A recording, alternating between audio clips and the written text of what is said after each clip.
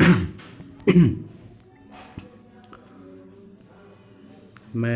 मोहित प्रकाश आज फिर अपने यूट्यूब चैनल पर आपका स्वागत करता हूं। और आज हम फिर टीचिंग ऑफ बायोलॉजिकल साइंस पढ़ेंगे। हमने लास्ट में उस दिन उस टॉपिक में पढ़ा था कि यूजफुल यानी जीव विज्ञान शिक्षण में आवश्यक शिक्षण सामग्री। तो हम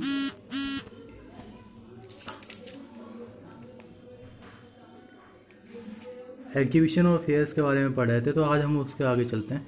AIIMS for organising of biology fair and exhibitions ये निम्न प्रकार हैं। छात्रों तथा समाज को विषय संबंधी जानकारी प्रदान करना। दूसरा, छात्रों में वैज्ञानिक अभिरुचियों का विकास करना। तीसरा, छात्रों में वैज्ञानिक कौशल तथा विषय के प्रति प्रेम तथा रुचि जागृत करना। चौथा, वैज्ञानिक उपलब्धियों एवं उनको दैनिक जीवन में जीव विज्ञान का महत्व बताना। पांचवा, स्वकार्य करने का कौशल विकसित करना। छठा, छात्रों में एप्लीकेशन का विकास करना। सातवां, छात्रों में विषय के प्रति जिज्ञासा उत्पन्न करना। आठवां, शिक्षक एवं छात्रों के मध्य सामंजस्य स्थापित करना।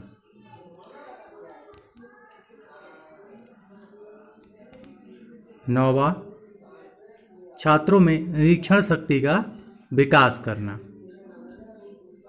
ये हमारे एम्स बायोलॉजी फेयर के एम्स हैं। अब हम आगे चलते हैं।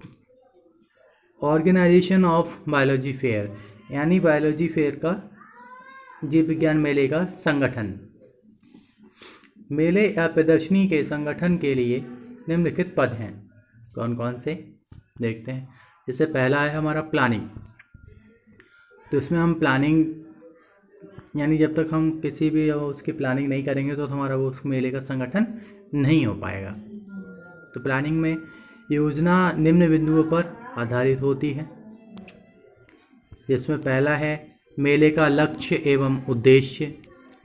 दूसरा, प्रदर्शनी का क्षेत्र, उसका क्षेत्र कैसा होना चाहिए। विधि, किस विधि से आप प्रदर्शनी लगा रहे हो। ये वित्तीय व्यवस्था यानी उसको आयोजित करने के लिए फंडिंग कहाँ से आएगी, अमाउंट कहाँ से आएगा, जिस वजह से वो मेला अच्छे से लग सके। अगला है स्थान, समय एवं अवधि।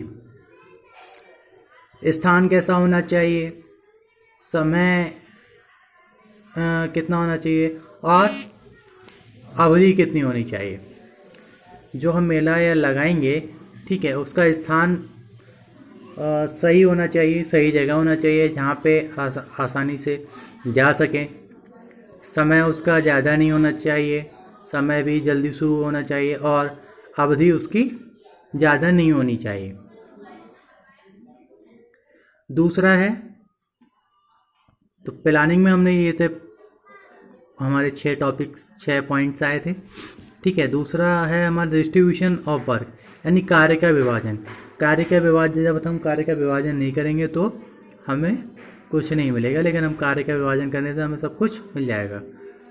अब तीसरा है उसमें एक्सक्यूशन ऑफ वर्क यानी कार्य का संपादन। चौथा, ड्राइंग इन्फेरेंस यानी निष्कर्ष निकालना। तो अगले हम बात करते हैं programmes of biology fairs and exhibitions. जीव विज्ञान प्रदर्शनी में निम्न कार्यक्रमों का संचालन किया जाता है। कौन कौन से, आइए देखते हैं। जीव विज्ञान प्रदर्शनी में छात्रों द्वारा बनाए गए चार्ट, मॉडल हर्बेरियम, चित्र आदि का प्रस्तुतिकरण। दूसरा, छात्रों द्वारा संग्रह किए गए विभिन्न प्रकार की विषय वस्तु की सामग्रियाँ। तीसरा, जीव विज्ञान विषय पर प्रतियोगिताएं जैसे निबंध, वाद विवाद, सेमिनार, क्विज आदि का आयोजन। चौथा, जीव विज्ञान विषय के महत्वपूर्ण प्रकरण पर सामूहिक विचार गोष्ठी करना। अगला, वैज्ञानिकों की जीवनी एवं आविष्कारों से संबंधित जानकारी देना। अगला, विज्ञान विषय पर आधारित अच्छी पुस्तकों का प्रदर्शन करना। सातवां, जीव विज्ञान विषय की दृश्य श्रव्य सामग्री का प्रदर्शन। आठवां, विज्ञान विषयों से संबंधित पहलियों का आयोजन। नौवां, जीव विज्ञान विषय संबंधी जीव जंतुओं तथा उनके वन्य जीवन पर आधारित फिल्मों का प्रदर्शन। 10वां, जीव विज्ञान मेले प्रदर्शनी के कार्यक्रमों का शैक्षिक दृष्टि से मूल्यांकन। तो ये सभी हमारे प्रोग्राम्स ऑफ जीव विज्ञान मेले के संचालन किया जाता है। अब हम आगे देख advantage of biology fairs and exhibitions. ठीक है, जीव विज्ञान प्रदर्शनी या मेले से छात्रों को क्या लाभ होते हैं? तो छात्रों को उसमें हम निम्न लाभ होते हैं, आइए देखते हैं कौन कौन से लाभ होते हैं। पहला है कि छात्रों में प्रदर्शनी में रखी गई दृश्य श्रव्य सामग्री को देखने की जिज्ञासा तथा रुचि जागृत होती है। दूसरा, मेलों प्रदर्शनी के माध्यम से छात्रों को अपनी प्रतिभाओं के प्रदर्शन का अवसर मिलता है। तीसरा, छात्रों में जीव विज्ञान प्रदर्शनियों के माध्यम से तर्क एवं निर्णय करने की क्षमता का विकास होता है। चौथा, छात्रों में निरीक्षण शक्ति, कौशलों, वैज्ञानिक अभिवृत्ति तथा सृजनात्मक क्षमता का विकास होता है।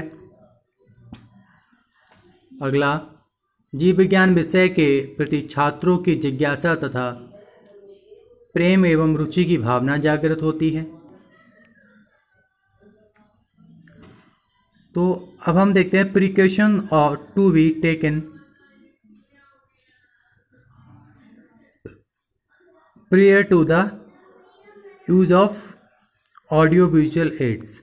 यानी हमें श्रव्य और दृश्य सामग्री के उपयोग में हमें क्या क्या सावधानियां रखनी चाहिए।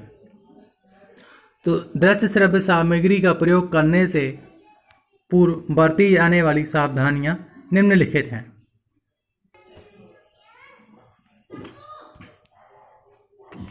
कौन कौन सी देखते हैं।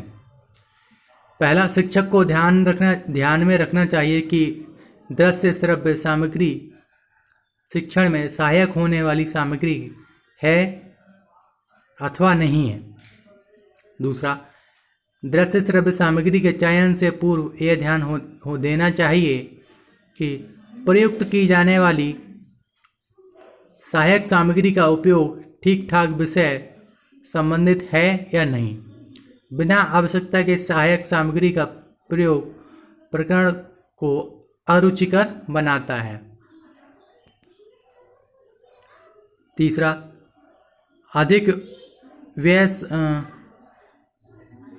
व्यय साध्य सामग्री का प्रयोग कम से कम करना चाहिए। यानी जिस सामग्री में खर्च ज़्यादा होता है उसका प्रयोग कम करना चाहिए। अगला, दृश्य श्रव्य सामग्री के उपयोग करने में अधिक समय खर्च नहीं करना चाहिए। सहायक सामग्री को कक्षा में हटा देना चाहिए, अन्यथा छात्र इसे खराब कर देंगे।